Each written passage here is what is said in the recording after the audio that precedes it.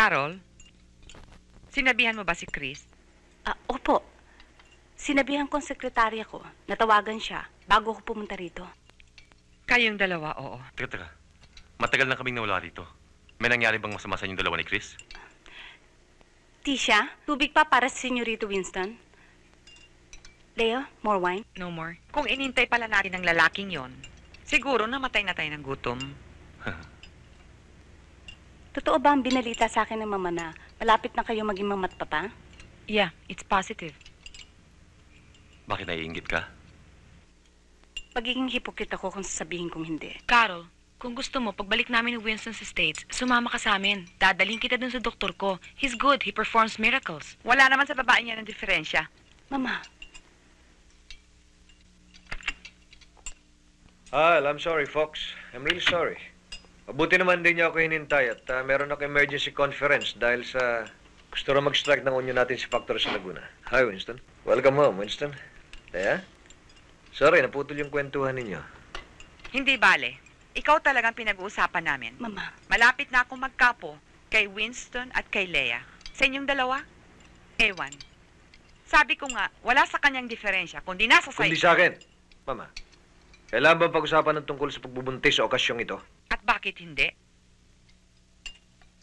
Hindi naman kayo iba sa akin.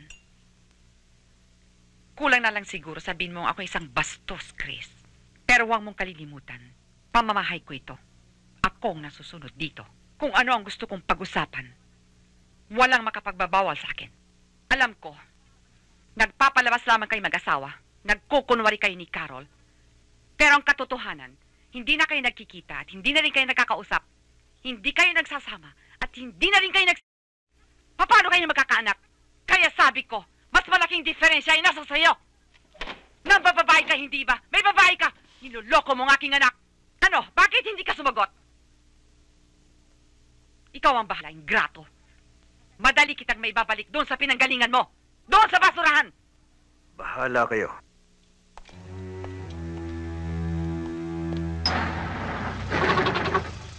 salamat ho.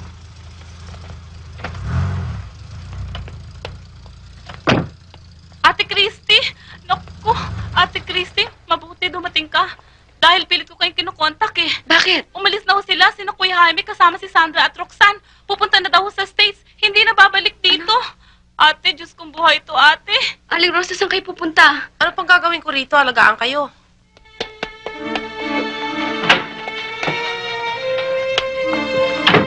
Si Atty. Millares. Ayun ho.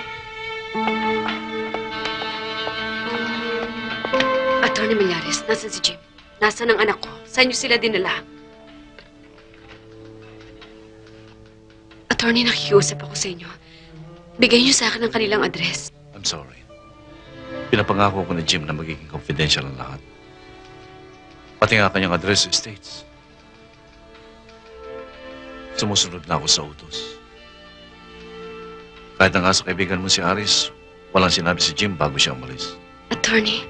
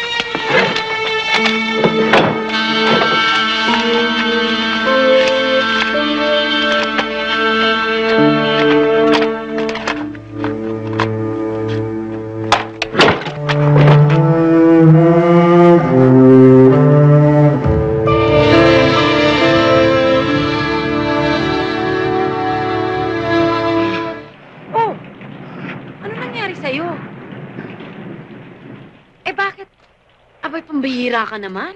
Eh, ba't ka naman sumagasa sa ulan? Hindi ka man lang nagpatila. Aban ako. Sama ng pakiramdam ko eh. Tingnan mo naman yung itsura mong yan. Nahihilo pa ako. Naiwanan pa ako dun sa sakayan ng bus. Buti lang, may jeep. Sumakay ako. Abay, paano ka naman hindi mahihilo niyan? Tingnan mo nga, ang taas-taas ng lagnat mo. Halika nga, magbalik ka nga muna dun sa taas. Bihis ka ng damit mo. Sabihin mo lang sa akin kung anong gagawin ko sa'yo. Total, ikaw naman ang doktor. Dahil kasi hindi ko marunong mag-alaga ng katawan. Seryoso naman to. Sumasahol ko pa sa mga magulang ko.